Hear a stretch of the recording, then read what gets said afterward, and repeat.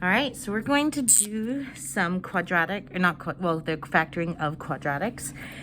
We are going to factor these according to our process that you're probably familiar with, where you create two parenthesis groupings.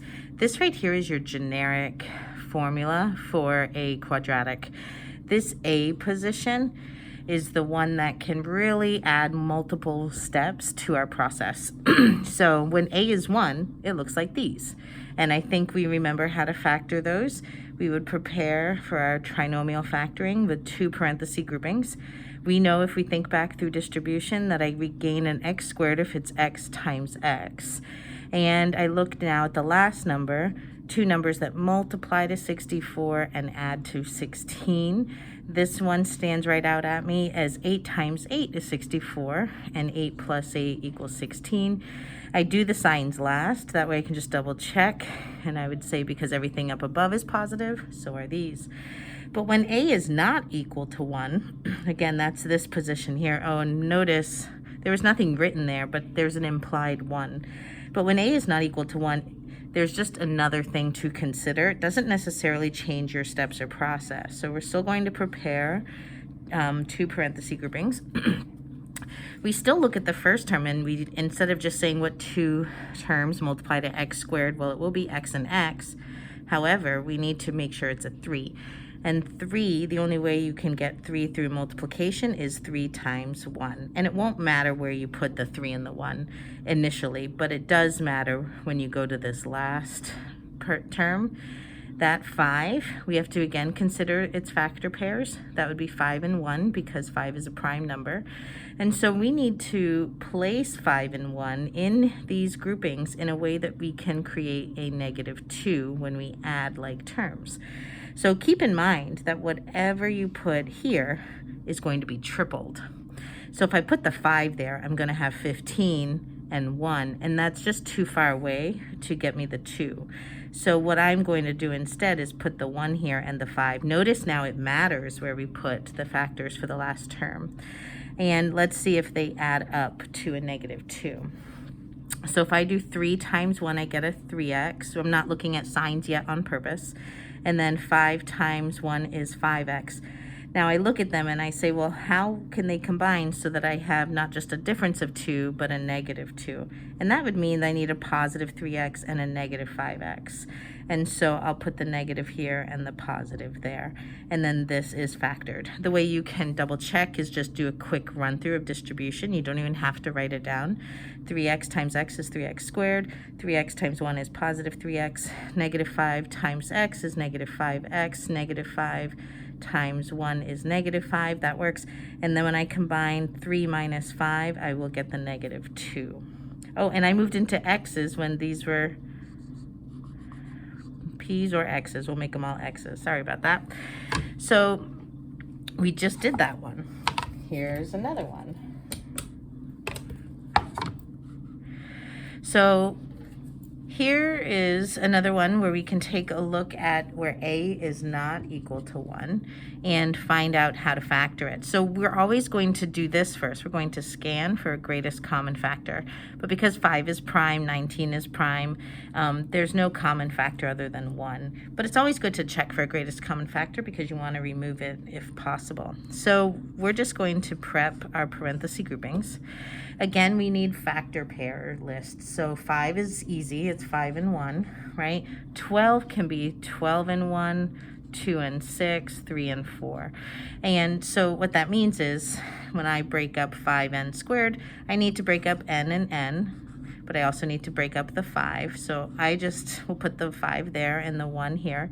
This part doesn't matter. You could do n and 5n. But now, not only do we have to figure out what factor pair of 12 we need, it matters where we place them, because remember, whatever we put here is going to be multiplied by 5. And that could make for a very large number. We do have to get to 19, though, so it's something to keep in mind.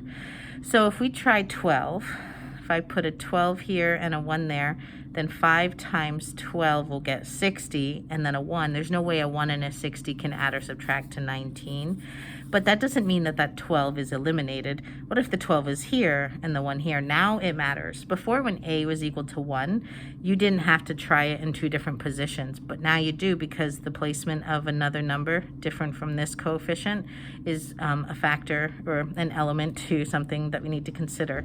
So now we have 5 times 1 is 5, 12 times 1 is 12, and then even when I add them, I don't get up to 19. So now I know I can eliminate 12 and 1 as possible factor pairs.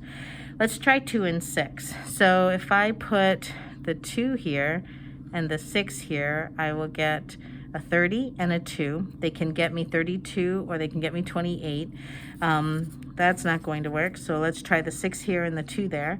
5 times 2 is 10, and then with the 6, I'm getting closer, but that still doesn't get me a 19 when I add them. So 2 and 6 are gone. I'm just going to put those as reminding stars for us.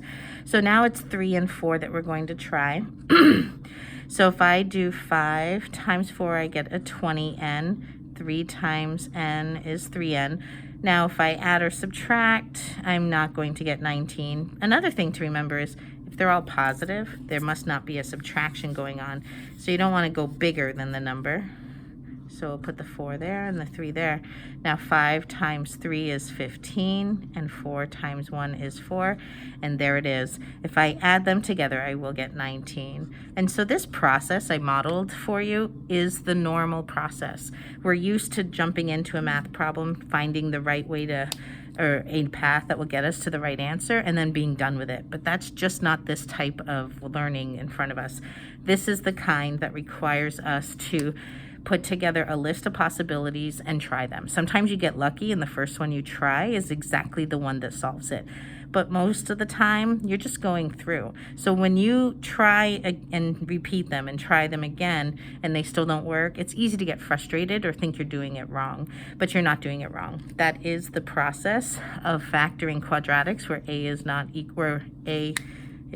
equal to 1. And so don't get discouraged. Just know that that is the typical process. You might not love it, but that's how it goes. It gets a little more complicated, or more to consider, when this a term is not prime. When it's composite, meaning it has more options, it could be 1 times 6, 3 times 2, then there's even more factor pairs to consider. At least this problem was nice enough to just give us a square. So this is 7 times 7. So even though it's a much larger number, it doesn't have an enormous amount of factor pairs. Even 12 had more factor pairs than this. So let's try it out. So we scan for greatest common factor, 6, 7, 49. There are none. So now we know that we're going to break this up into x and x, but we have to regain a 6. So are we going to do 6 and 1, 3 and 2? I'm just going to try 3 and 2. Okay. So I can place them wherever. I could do a 2 or a 3 there. It won't matter, but it might dictate depending on what factor pairs we try here with 49. So 1 and 49 just seems so far away to try to get a 7, even though there is a subtraction probably in this work. So I'm just going to go with 7 and 7. And what's nice about this is you don't have to try it twice. They're the same number. Notice I did not put any signs here, and that's by design. I don't want to presume the sign. I want to figure it out by recreating this through a distribution check. So 3x times 2x is 6x squared. 3x times 7 is a 21x. 7 times 2x is a 14x. And 7 times 7 is 49. So I can see I'm regaining my first and last terms, which is good. But the middle, am I going to add or subtract in order to get a 7x? I need to subtract, but I need to make a positive 7x my outcome. So I think I need a positive 21 and a negative 14x. And then notice if I do that, where I got the 21x from was from 3x times 7. If that has to be positive, well then I need a positive sign there. And the 14x came from 2x times 7, and because that's negative, that needs to be a negative there.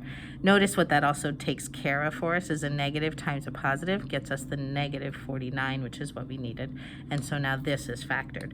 So even though this looked like this could take a lot of time, just by getting a bit lucky or doing a lot and starting to see patterns and possibilities, by going with 3 times 2 and this factor pair, I only had to try it out one time.